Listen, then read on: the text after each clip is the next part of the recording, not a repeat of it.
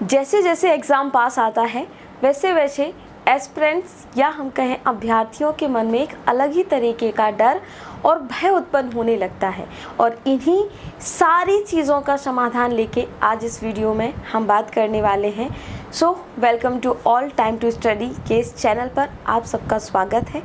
हम बात करेंगे कि जो भी आपके मन में आज परीक्षा जैसे जैसे नज़दीक आ रही है ना, कौतूहल होता जा रहा है, क्या पढ़ना चाहिए, कैसे पढ़ना चाहिए, ये जो बार बार जो डिमोटिवेशन आ रहा है इसको कैसे हटाया जाना चाहिए, किसी सब्जेक्ट को कैसे पढ़ना है, इन सारे सवालों के जवाब आज इस वीडियो में हम जानेंगे। तो आइए शुरू करते हैं इस वीडियो को। सबसे पहले हम बात करेंगे आज 3 टॉपिक्स को लेकर, 3 बिंदुओं पर आज हम बात करेंगे, जिससे कि आपकी ये जो भय का जो माहौल है, आपके दिमाग में ये जो कौतूहल चल रहा है, इसको बहुत हद तक आप शांत करने में सफल हो पाएंगे।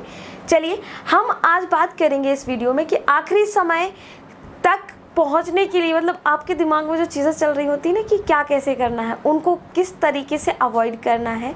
दूसरी चीज़ कि किस तरीके की चीज़ों को आपको पढ़ना है, और बार बार जो रिपीटेशन होता है चीज़ों का, ऊब जो आपको उत्पन्न होती कि हाय एक सब्जेक्ट को कितनी बार पढ़ूँ, कैसे पढ़ूँ, तो उन सारी चीज़ों का समाधान आपको इस वीडियो में आज मिलने वाला है। राइट, सबसे पहले अगर हम बात करें कि आपको क्या करना चाहिए, देखिए एग्ज़ाम पास आते हैं तो आपके पास दिमाग में एक अलग तरीके का एक कौतूहल होता है। किस तरीके से आपको लगता है कि जो भी टॉपिक्स है ना, आप जितना लेट पढ़ोगे उतना लेट तक आपको याद रहेंगे, और ऐसा करते करते आप बहुत सारी चीज़ों को छोड़ देते हो।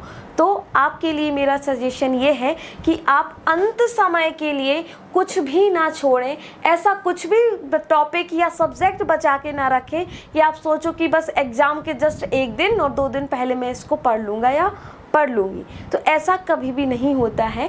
सबसे पहली चीज़ आपको ध्यान में रखना है कि आखिरी के लिए कुछ भी नहीं बचाना है। जो भी सिलेबस आपके पास है, जितने भी टॉपिक्स आपके लिए इम्पोर्टेंट हैं, उन सबको पहले ही निपटा के आपको रख लेना है। राइट, और दूसरी चीज़ आती है कि जैसे जैसे आप इन सब चीज़ों की तरफ जाते हो ना कि बाद में पढ़ लोगे, बाद में कर लोगे, तो तनाव बहुत बढ़ता है। राइट, क्या आने लगता है, तनाव बढ़ने लगता है, और इस तनाव की स्थिति में लास्ट समय में जैसे आप पहुंचते हो ना, तो आपको अलग तरीके की झुंझलाहट होने लगती है। फिर आपको लगता है कि छोड़ो यार, कौन ही पढ़े। राइट, तो ये स्थिति आपके साथ ना आए तो आपको अंत समय के लिए कुछ भी नहीं छोड़ना है, और एक चीज़ मान के चलनी है कि जो भी पढ़ना है अभी पढ़ना है, आज पढ़ना है और अभी पढ़ना है। राइट, बाद के लिए कुछ भी नहीं छोड़ना है, और अगर बाद में समय बचता है तो आप रिवाइज कर सकते हैं, वो एक अलग मुद्दा है। राइट, लेकिन छोड़ना कुछ भी नहीं। रिवाइज भी यदि आप कर रहे हैं, आपको लगता है कि ये टॉपिक बहुत इंपॉर्टेंट है, ये सब्जेक्ट बहुत इंपॉर्टेंट है, इससे क्वेश्चन ज़्यादा बनते हैं, तो आपको उस सब्जेक्ट को पहले ही कवर करके रख लेना है। राइट, दूसरी जो बात हम कर रहे हैं आपके अध्ययन के मंत्र के तहत, वो है विषयों को गूंथते रहना है। विषयों को गूंथने से मतलब मेरा क्या है कि आप जो भी सब्जेक्ट पढ़ रहे हो, देखिए जब हम लगातार एक एक सब्जेक्ट पढ़ते रहते हैं ना, तो बहुत ऊब होने लगती है। राइट, तो हमें क्या करना है, हमें विषयों को बदल बदल के पढ़ना है। ठीक है, बदल कर पढ़ने की हैबिट आपको डालनी होगी। अब आप कहेंगे मैम बदलने से मतलब क्या है?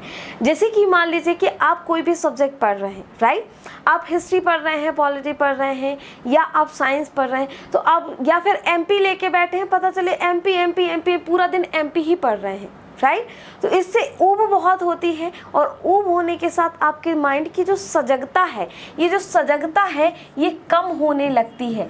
सजगता कम होती है तो क्या होता है कि आपको जो चीज़ें जिस तरीके से याद होनी चाहिए, वो उस तरीके से चीज़ें आपको याद नहीं रहती हैं। तो क्या करना है, आपको अल्टरनेट वाला तरीका अपनाना है। अगर आप मॉर्निंग में एमपी पढ़ रहे हैं तो आप कोशिश करिए कि कुछ अगला टॉपिक अगली बार जब आप स्टडी करने बैठे, अगली बार जब आप इस अपनी सिटिंग पे बैठे पढ़ाई करें, तब आप दूसरा सब्जेक्ट पढ़ें। और हर सब्जेक्ट के लिए एक टाइम को आपको डिसाइड करना है। टाइम डिसाइड करना बहुत ज़रूरी हो जाता है। इन सेंस हम सीधी सी भाषा में कहें कि टाइम मैनेजमेंट बहुत ज़रूरी होता है। आप मान के चलिए कि 2 घंटे अगर आप एमपी पढ़ रहे हैं तो अगले 2 घंटे आप साइंस पढ़िए, फिर अगले 2 घंटे आप पॉलिटी पढ़िए। तो इस तरीके से जब अल्टरनेट पढ़ेंगे तो आपको ऊब नहीं होगी और सब्जेक्ट भी कवर होंगे। वरना पता चले पूरे दिन एक ही सब्जेक्ट लेके बैठे हैं तो बाकी के सब्जेक्ट थे वो छूट गए। तो ऐसा आपके साथ ना हो, इसलिए आपको अल्टरनेट तरीके से सब्जेक्ट को लेके चलना है। अगला, अपना मूल्यांकन आपको करना है। अब मूल्यांकन से मतलब ये है कि जितना ज़रूरी पढ़ना है किसी चीज़ को, उतना ही ज़रूरी आपको मूल्यांकन करना है। मूल्यांकन के लिए कौन सा तरीका अपना सकते हैं आप? खुद का मूल्यांकन करने के लिए आप टेस्ट सीरीज़ लगा सकते हैं, राइट।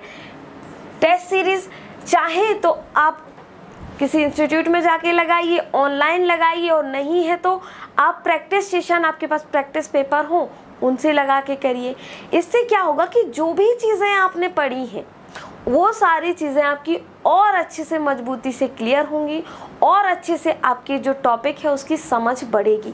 तो टेस्ट लगाना उतना ही कंपलसरी है जितना कंपलसरी किसी सब्जेक्ट को पढ़ना। कोई भी सब्जेक्ट जब आप पढ़ते हैं, कोई भी टॉपिक जब आप पढ़ते हैं, तो आपके लिए ज़रूरी है कि आप क्या करें, उस टॉपिक से रिलेटेड, उस सब्जेक्ट से रिलेटेड आपको क्वेश्चन भी लगाने हैं। इससे क्या होगा, इससे आपके जो सब्जेक्ट है, टॉपिक है, उसकी समझ भी बढ़ेगी और आपके जो डाउट्स रह जाएंगे वो बिल्कुल भी नहीं रहेंगे आगे, अगर आप इस तरीके की प्रक्रिया अपनाते हो। तो ये कुछ चीज़ों के बारे में हमने डिस्कस किया। वीडियो कैसा लगा ज़रूर बताएं। आगे भी स्ट्रेटजी पर हम और भी वीडियो आपके लिए लेके आते रहेंगे। और परीक्षा के लिए समय बहुत कम बचा है, बाकी की भ्रांतियों से दूर रहें, सभी सब्जेक्ट को समय दें। ऐसा नहीं कि किसी एक ही टॉपिक को लेके बैठे हैं, कोशिश करना है सारे सब्जेक्ट को पढ़ना है और पढ़ने के बाद रिवाइज़ करना है और रिवाइज़ करने के बाद आपको टेस्ट लगाना है। तो आज के इस वीडियो में बस इतना ही। हम मिलते हैं नेक्स्ट वीडियो में। तब तक पढ़ते रहिए, बने रहिए और रिवीजन करते रहिए। Thank you so much.